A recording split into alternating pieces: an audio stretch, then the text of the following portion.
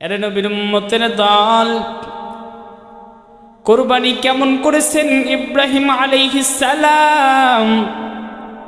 যখন কিনা আল্লাহ তাআলা ইব্রাহিম আলাইহিস সালামকে ডাক দেয় আর বলে, ইব্রাহিম আপনার কলিজার টুকরা সন্তানকে আপনি কুরবানি করেন, আপনি আপনার জীবনটাকে আল্লাহ তাআলার রাস্তায় সঁপে দেন।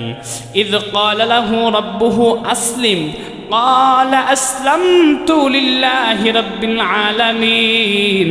ও ইব্রাহিম, إذ قال له ربه أسلم, আপনি আপনার রবের নিকটে নিজের জীবনটাকে সঁপে দেন, সারেন্ডার করে দেন।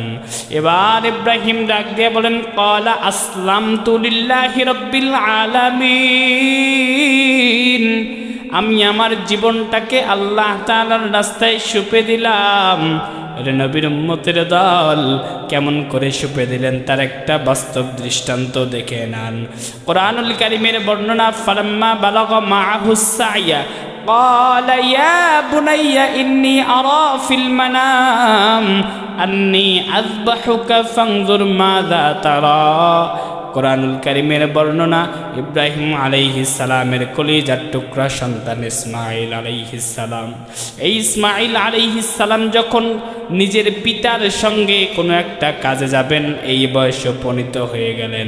এ সময় আল্লাহ তাআলা নির্দেশ দিলেন, ও ইব্রাহিম আপনি আপনার কলিজার টুকরা সন্তানটাকে কুরবানি করে দেন।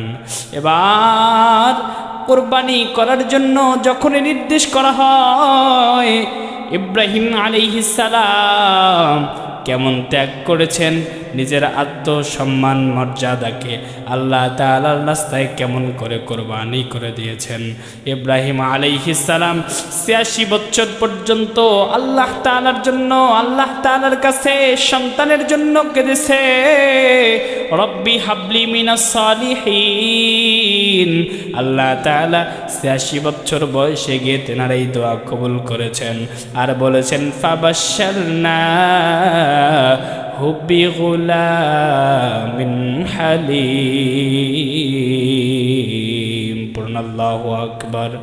আল্লাহ রাব্বুল আলামিন বলেন, আমি ইব্রাহিমকে একটা নেককার সন্তান দান করলাম।